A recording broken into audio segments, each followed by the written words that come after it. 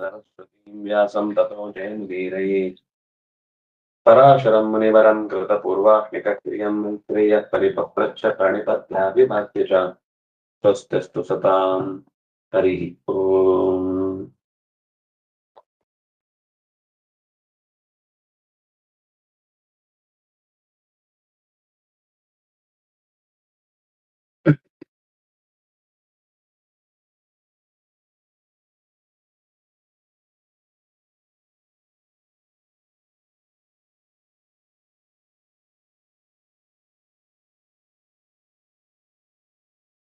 ಉರ್ವಶಿ ಮತ್ತು ಪುರೂರವಸರ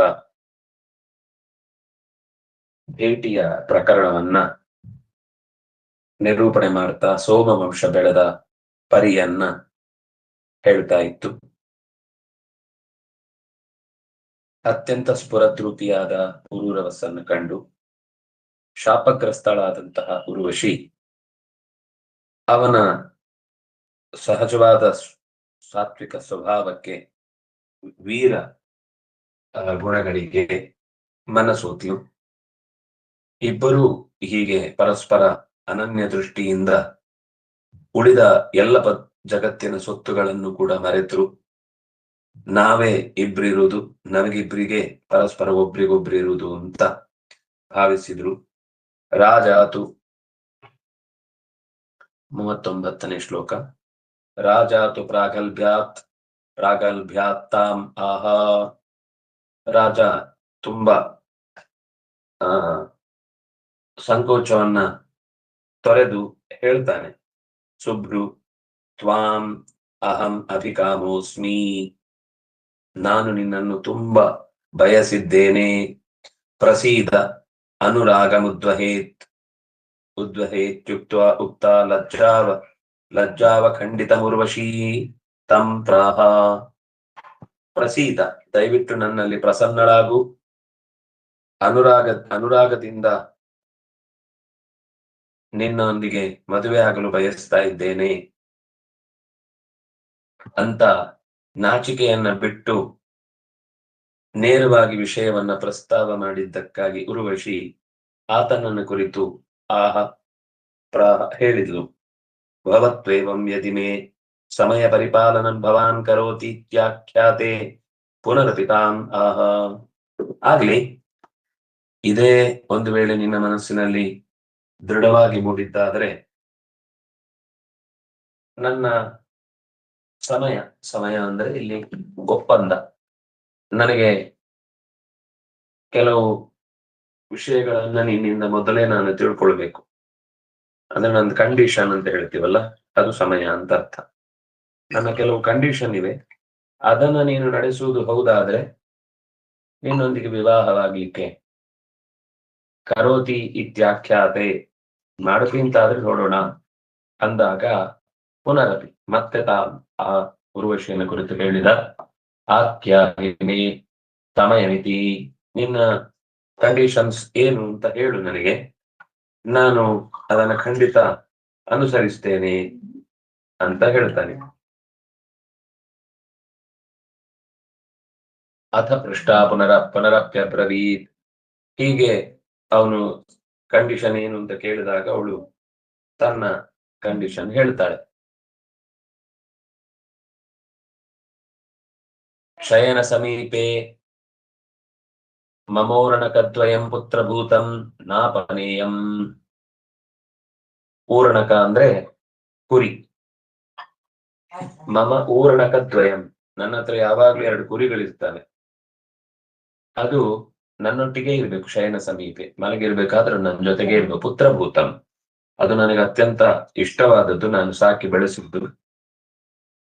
ನನಗೆ ಅದನ್ನು ಬಿಟ್ಟು ಬದುಕ್ಲಿಕ್ಕೆ ಆಗಲ್ಲ. ಅದು ಯಾವಾಗ್ಲೂ ನನ್ನೊಟ್ಟಿಗೆ ಇರ್ಬೇಕು. ಅದು ನನ್ನನ್ನು ತಪ್ಪಿಸ್ಕೊಂಡು ಎಲ್ಲೂ ಹೋಗ್ಬಾರ್ದು. ನಾಪಯೇಯಂ ಅಂದ್ರೆ ಅಪನೇಯಂ ಅಂದ್ರೆ ಕರ್ಕೊಂಡು ಹೋಗುದು. ನಾಪನೇಯಂ ಅಂದ್ರೆ ಎಲ್ಲಿಗೂ ಕರ್ಕೊಂಡು ಹೋಗ್ಬಾರ್ದು, ನನ್ನ ಹತ್ರನೇ ಇರ್ಬೇಕು. ಭವಾಂಶ್ಚ ಮಯ ನಗ್ನೋ ದ್ರಷ್ಟವ್ಯ. ನೀನು ನನಗೆ ಎಂದೂ ಕೂಡ ಬೆಳಕಲ್ಲಿ ಬಟ್ಟೆ ಇಲ್ಲದೆ ಕಾಣಿಸ್ಬಾರ್ದು, ಮೈ ಮೇಲೆ ಬಟ್ಟೆ ಇರೋನಾಗಿಯೇ ಕಾಣಿಸ್ಬೇಕು. ಘೃತ ಮಾತ್ರಂಚ, ಮಮಾಹಾರ ಇತಿ. ನಾನು ಮತ್ತೆ ಆಹಾರ ಬೇರೆ ಏನು ತಿನ್ನುವುದಿಲ್ಲ, ನಾನು ಕೇವಲ ತುಪ್ಪ ಮಾತ್ರ ಸ್ವೀಕಾರ ಮಾಡುದು. ನನ್ನ ಆಹಾರದಲ್ಲಿ ನೀವು ತಿನ್ನುವ ಹಾಗೆ ಪದಾರ್ಥಗಳನ್ನೆಲ್ಲ ನಾನು ತಿನ್ನೋಳಲ್ಲ, ಅವಳ ಅಪ್ಸರೆ. ಆದ್ರಿಂದಾಗಿ ಏವಮೇವೇತಿ, ಇದರಿಂದ ಇನ್ನೊಂದು ಗೊತ್ತಾಗುತ್ತೆ, ತುಪ್ಪ ಅನ್ನೋದು ಅದು ಅಗ್ನಿಜನಕ ಮತ್ತು ದಿವ್ಯ ಮತ್ತು ದೇವತೆಗಳಿಗೆ ಯಾಕೆ ಅದರ ಮೂಲಕನೇ ಆಹಾರ ಕೊಟ್ರೆ ಬಹಳ ಇಷ್ಟ ಆಗುತ್ತೆ ಅನ್ನೋದೆಲ್ಲ, ಇದೆಲ್ಲ ತುಂಬಾ ಸುಂದರವಾದ ಪ್ರವೃತ್ತಿ. ನಾನು ಇದನ್ನ ಮಾತ್ರ ಸ್ವೀಕಾರ ಮಾಡುದು ಅಂತ ಹೇಳ್ತಾಳೆ. ಏವಮೇವೇತಿ ಭೂಪತಿರಪ್ಯಾಹ. ಆಗ್ಲೇ ಅವಳು ಆ ಮಾತು ಮುಗಿಸುವಾಗ ಆಯ್ತಾಯ್ತು ಅಂತ ಜೋರು ತಲೆ ಎಲ್ಲ ಹೇಳ್ತಾರೆ. ಯಾರು? ರಾಜ ಪುರೂರವ. ತಯಾ ಸಹ ಸ ಅವನಿಪತಿರಕ ಅಲಕಾಯಾಂ ಚೈತ್ರರಥಾದಿ ವನೇಶು ಅಮಲ ಪದ್ಮಖಂಡೇಶು ಮಾನಸಾದಿ ಸರಸ್ವತಿ ರಮಣೀಯೇಷು ರಮಮಾಣಃ ಷಷ್ಟಿವರ್ಷ ಸಹಸ್ರಾಣಿ ಅನುದಿನ ಪ್ರವರ್ಧಮಾನ ಪ್ರಮೋದೋನಯತ್. ಅವಳ ಜೊತೆಗೆ ಆ ರಾಜನು ಅಲಕೆಯಲ್ಲಿ, ಚೈತ್ರರಥ ಮೊದಲಾದ ಉದ್ಯಾನಗಳಲ್ಲಿ, ಅತ್ಯಂತ ಪರಿಶುದ್ಧವಾದ ಪರಿಮಳ ಇರುವ ಪದ್ಮಗಳ ಸರೋವರ ಇರುವ ಜಾಗಗಳಲ್ಲಿ, ಮಾನಸಗೆ ಮೊದಲಾದ ಸರೋವರಗಳು, ಸರಸ್ವತಿ ಮೊದಲಾದ ನದಿ ಪರಿಸರದಲ್ಲಿ ಸಂತೋಷ ಪಡ್ತಾ 60,000 ವರ್ಷಗಳ ಕಾಲ ಪ್ರತಿ ದಿವಸವೂ ಒಂದಕ್ಕಿಂತ ಒಂದು ದಿವಸ ಮರು ದಿವಸ ಹೆಚ್ಚಿನ ಸುಖ ಕೊಡ್ತಾ ಇದೆ ಅನ್ನುವ ನೆಲೆಯಲ್ಲಿ ಅವರು ಆನಂದವನ್ನ ಅನುಭವಿಸಿದ್ರು, ದಿನಗಳನ್ನು ಕಳೆದ್ರು. ಅಂದ್ರೆ ಸಾಮಾನ್ಯ ಲೋಕದಲ್ಲಿ ಹೋಗ್ತಾ ಹೋಗ್ತಾ ದುಃಖ ಶುರುವಾಗುತ್ತೆ, ಆಸಕ್ತಿಗಳು ಕಮ್ಮಿ ಆಗುತ್ತೆ. ಆದ್ರೆ ಇಲ್ಲಿ ಅವರಿಬ್ಬರ ನಡುವಿನ ಬಾಂಧವ್ಯ ದಿವಸ ಹೋದಂತೆ ಹೆಚ್ಚು ಅವರಲ್ಲಿ ಆತ್ಮೀಯತೆ ಬೆಳೀತಾ ಹೋಯ್ತು, ಪ್ರವರ್ಧಮಾನ.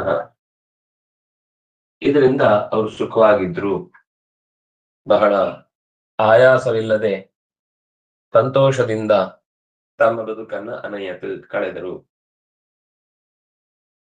ಉರ್ವಶೀಚ ತದುಪಭೋಗಾತ್ ಪ್ರತಿದಿನಂ ಪ್ರವರ್ಧಮಾನ ಅನುರಾಗ ಅಮರಲೋಕವಾಸೋ ವಾಸೇಪಿನ ಪುನಃ ಚಕಾರ. ಆ ರಾಜನಿಗೆ ಹೇಗೋ ಬುಧನ ಮಗನಾದ್ರಿಂದಾಗಿ ಅತ್ಯಂತ ಶ್ರದ್ಧಾವಂತ, ಸಾತ್ವಿಕ, ಒಳ್ಳೆಯ ವೀರ್ಯವಂತ, ಅವಳನ್ನು ಕೂಡ ಗೌರವಿಸಿ ಅವಳ ಆಲೋಚನೆಗೆ ಎಂದೂ ಕೂಡ ಭಂಗ ಬರದಂತೆ ಅವಳನ್ನು ನಡೆಸ್ಕೊಡುತ್ತಿದ್ದ. ಹಾಗಾಗಿ ಅವಳು ಕೂಡ ಮರ್ತೇ ಬಿಟ್ಲು, ನಾನು ಸ್ವರ್ಗದವಳು, ವಾಪಸ್ ನನಗೆ ಸ್ವರ್ಗಕ್ಕೆ ಹೋಗ್ಲಿಕ್ಕಿದೆ, ನನ್ನ ಜವಾಬ್ದಾರಿ ಇನ್ನು ಏನೇನು ಇದೆ ಅನ್ನೋದನ್ನು ಮರ್ತಲ ಅವಳು. ವಾಪಸ್ ಹೋಗುವುದರ ಕಡೆಗೆ ಗಮನವನ್ನು ಕೊಡ್ಲಿಲ್ಲ ಅವಳು. ವಿನಾ ಚೌರ್ವಶ್ಯ ಸುರಲೋಕೋಪ್ಸಾನ್ ಸಿದ್ಧಗಂಧರ್ವಾಣ ಅಂತ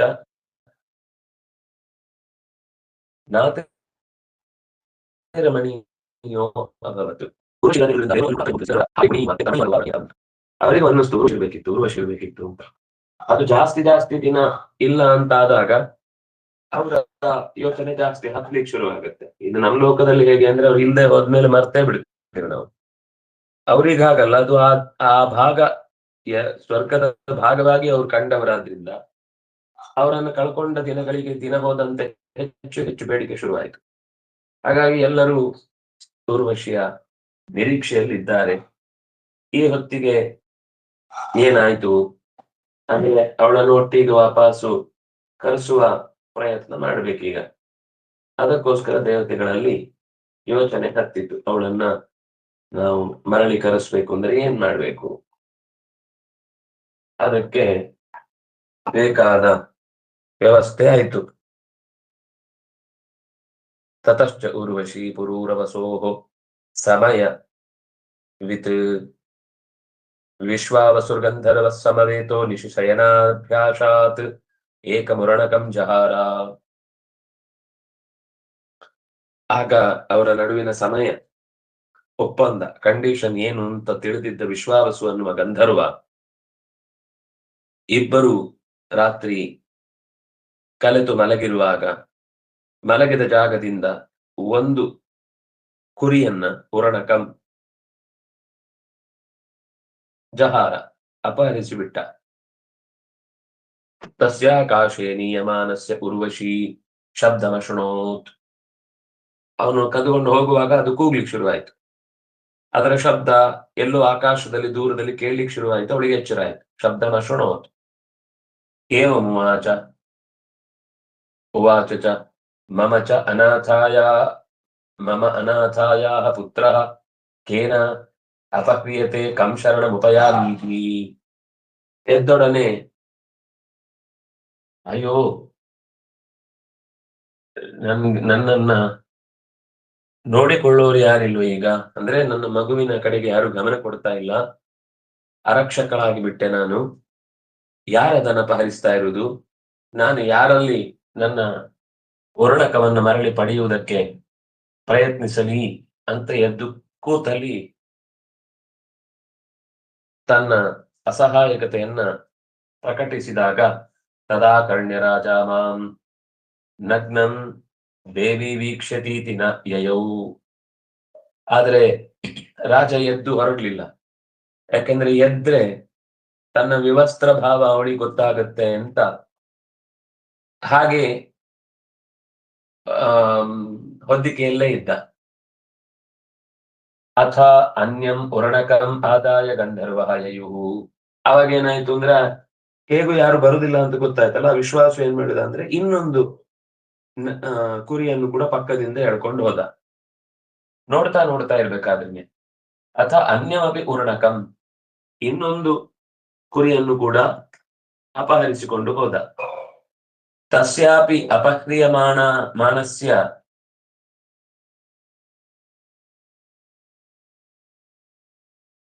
ಆಕರ್ಣ್ಯ ಶಬ್ದಂ ಆಕಾಶೆ ಪುನರಪ್ಯನಾಥಾಂ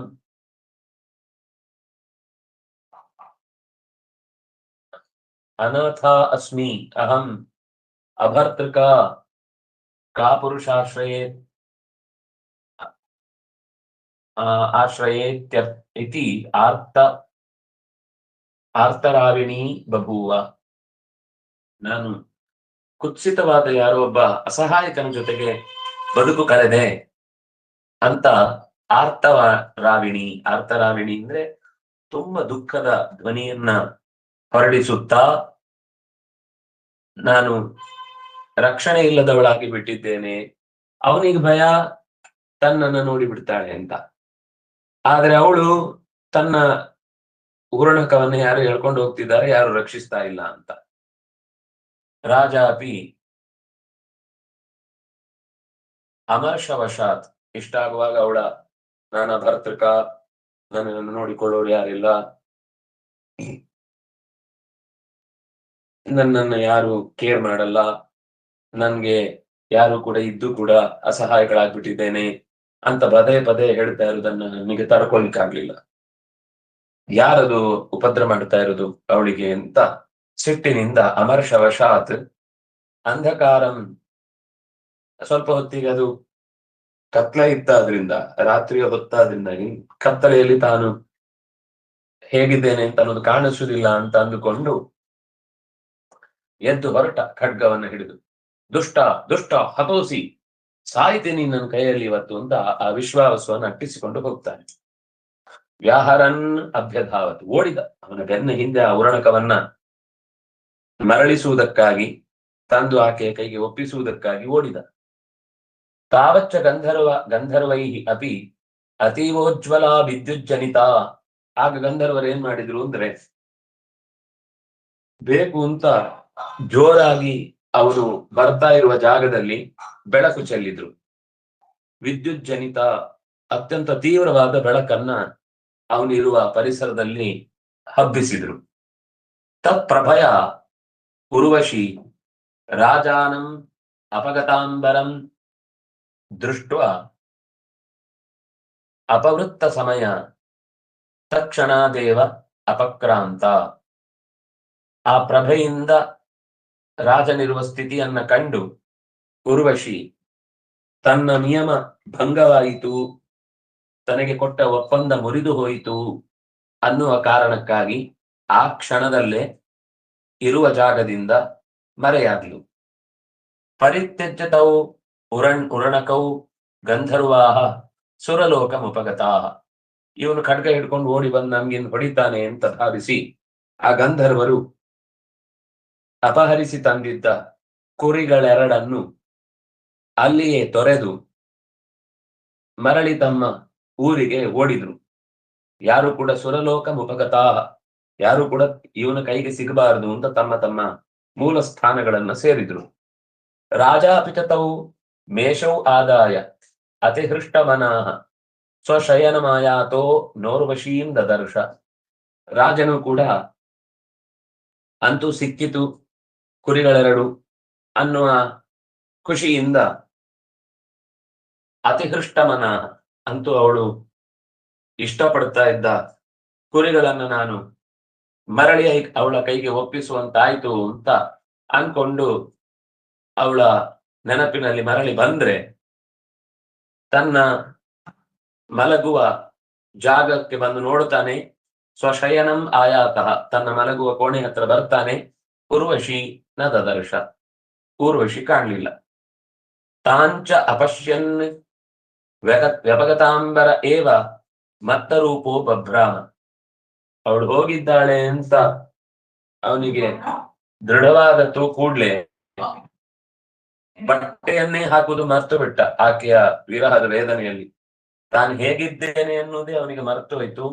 ಉನ್ಮತ್ತನಂತೆ ಎಲ್ಲೆಡೆ ತಿರುಗತೊಡಗಿದ. ಅವಳನ್ನ ಕಾಣದೆ ಅವಳ ವಿರಹದಿಂದ ತಾನು ತೊಟ್ಟಿರುವ ಬಟ್ಟೆಯ ಬಗ್ಗೆಯೂ ಗಮನ ಇಲ್ಲದೆ, ತೊಟ್ಟಿದ್ದೇನೋ ಇಲ್ವೋ ಅನ್ನುವ ಎಚ್ಚರವೂ ಇಲ್ಲದೆ ಮೈ ಮರೆತು ಊರೂರು ತಿರುಗಿದ.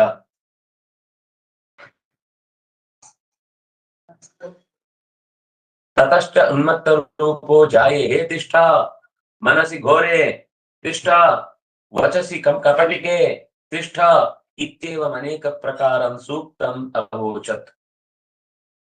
ತತಶ್ಚ ಆ ಬಳಿಕ ಉನ್ಮತ್ತ ರೂಪ, ಹುಚ್ಚು ಹಿಡಿದವನಂತೆ, ಜಾಯೇ ಮಡದಿಯೇ ನಿಲ್ಲು, ಮನಸ್ಸಿನಲ್ಲಿ ಘೋರವನ್ನು ಹೊತ್ತಿರುವವಳೇ ನಿಲ್ಲು, ಮಾತಿನಲ್ಲಿ ಕಪಟ ತೊಟ್ಟವಳೇ ನಿಲ್ಲು ಅನ್ನುವ ಈ ಪ್ರಕಾರವಾದ ಅನೇಕ ಸೂಕ್ತಗಳನ್ನು ಹೇಳಿದ. ಇತಿಹಾಸ ಪುರಾಣಾಭ್ಯಾಂ ವೇದಂ ಸಮುಪಬ್ರಹ್ಮಯೇತ್. ಈ ಊರ್ವಶಿ ಸಂವಾದ ಅಂತ ವೇದದಲ್ಲಿ ತುಂಬಾ ಅದ್ಭುತವಾದ ಒಂದು ಸಂವಾದ ಇದೆ. ಇದು ಮೇಲ್ನೋಟಕ್ಕೆ ನೋಡಿದ್ರೆ ಇವರಿಬ್ಬರ ವಿರಹದ ಪ್ರಕರಣವನ್ನ ಹೇಳ್ತಾ ಇರುವ ಕಾಣುತ್ತೆ. ಅಂದ್ರೆ ಕೇವಲ ಅವರಿಬ್ರು ಜಗಳಾಡ್ತಾ ಇರುವುದಂತೆ ಕಾಣಿಸ್ತಾ ಇದೆ.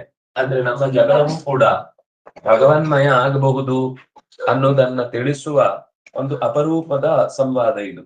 ಸೂಕ್ತ ಅಂದ್ರೆ ವೇದದಲ್ಲಿ ಒಂದಿಷ್ಟು ಮಂತ್ರಗಳ ಗುಚ್ಛ ಅಂತ ಅರ್ಥ.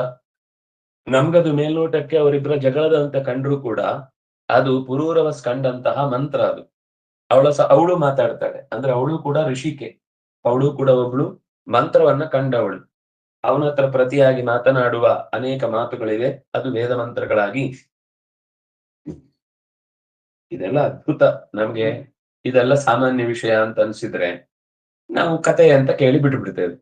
ಆದ್ರೆ ಇದರ ಹಿಂದೆ ಇರುವ ವೇದಾಧ್ಯಯನಕ್ಕೆ ಬೇಕಿರುವ ಉಪಬ್ರಹ್ಮಣ ಮಾಡುವ ಶಕ್ತಿಯ ಹಿನ್ನೆಲೆಯನ್ನ ಅನುಸರಿಸಿದ್ರೆ ಎಷ್ಟು ಬದುಕಿನಲ್ಲಿ ನಾವು ಎಲ್ಲಾ ಮಾತುಗಳಲ್ಲೂ ಕೂಡ ಭಗವನ್ಮಯತೆಯನ್ನು ಕಾಣಬಹುದು ಅನ್ನೋದನ್ನ ಇದು ಹೇಳುತ್ತೆ.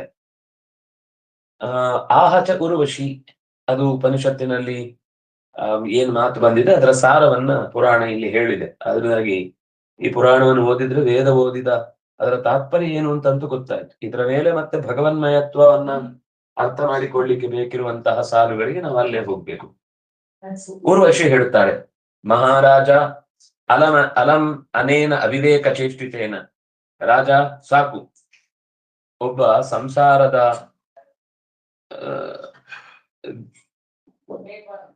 ಗುಂಗಿಗೆ ಬಿದ್ದವ ಸಂಸಾರದ ಸೌಖ್ಯ ಕಳೆದು ಹೋದಾಗ ವ್ಯಥೆ ಪಡುವವನ ಮನಸ್ಸಿಗೆ ಸಮಾಧಾನ ಹೇಳುವ ವಿವೇಕವನ್ನೇ ಇಲ್ಲಿ ಈ ಸಂವಾದದ ರೂಪದಲ್ಲಿ ಹೇಳ್ತಾರೆ. ಅವಿವೇಕಿಯಾಗಿ ತಿರುಗಾಡುವುದನ್ನು ನಿಲ್ಲಿಸು. ನನ್ನ ಬೆನ್ನ ಹಿಂದೆ ಬಂದು ನಿನ್ನ ಬದುಕನ್ನ ಹಾಳು ಮಾಡ್ಕೊಳ್ಬೇಡ. ಏ ಮಹಾರಾಜ, ನೀನ್ ಯಾರು ಅಂತ ನಿನಗೆ ಗೊತ್ತಿರ್ಲಿ ಮೊದ್ಲು.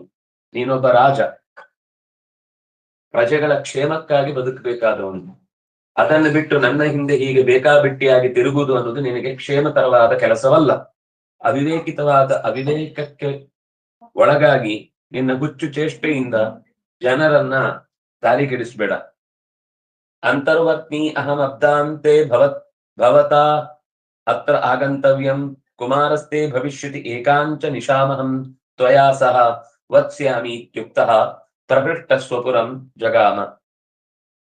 ಅವನಿಗೆ ಅಷ್ಟು ಕಾಲ ತಿರುಗಾಡಿದ್ರು ಕೂಡ ಒಂದು ಒಳ್ಳೆಯ ಸತ್ಸಂತತಿಯನ್ನ ಪಡೆಯಲಾಗಲಿಲ್ಲ ಅನ್ನೋ ಒಂದು ವ್ಯಥೆಯೂ ಜೊತೆಗಿತ್ತು. ಆ ಕಾರಣಕ್ಕಾಗಿ ಅವಳನ್ನ ಮತ್ತೆ ಗೋಗರಿತಾ ಇದ್ದಾಗ ಅವಳು ಹೇಳ್ತಾಳೆ, ಅಂತರ್ವರ್ತ್ನಿ ಅಹಮಸ್ಮಿ.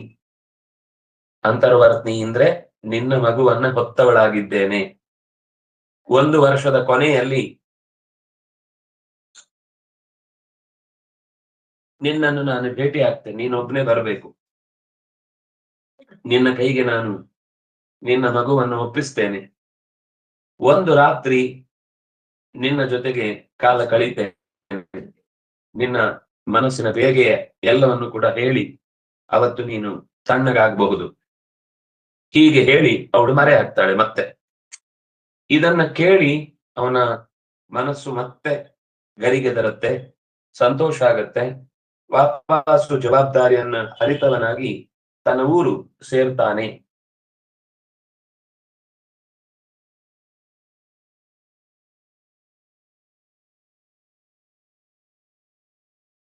ತಾಸಾಂಚ ಅಪ್ಸರಸಾನ್ ಉರ್ವಶಿ ಕಥಯಾಮಾಸ. ಇದೆಲ್ಲವನ್ನು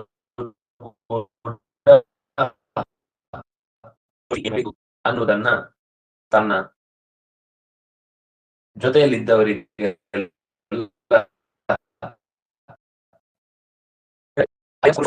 ಅನುರಾಗಾಕೃಷ್ಟ ಮಾನಸ ಸಹ ಉಷಿತಾ ಇತಿ. ಈಗ ನನ್ನ ಬೆನ್ನ ಹಿಂದೆ ಬಂದಿದ್ದ ವ್ಯಕ್ತಿ ಇದ್ದಾನಲ್ಲ, ಅತ್ಯಂತ ಉತ್ಕೃಷ್ಟ ವ್ಯಕ್ತಿ, ಕಾಲ ನನ್ನ ಮನಸ್ಸನ್ನ ಸೆರೆ ಹಿಡಿದ ಅತ್ಯಂತ ವೀರ, ಅನುರಾಗಕ್ಕೆ ಯೋಗ್ಯವಾದ ಎಲ್ಲ ಗುಣಗಳಿಂದ ಕೂಡಿದ್ದ ಆತನಲ್ಲಿ ಮುಳುಗಿತ್ತು.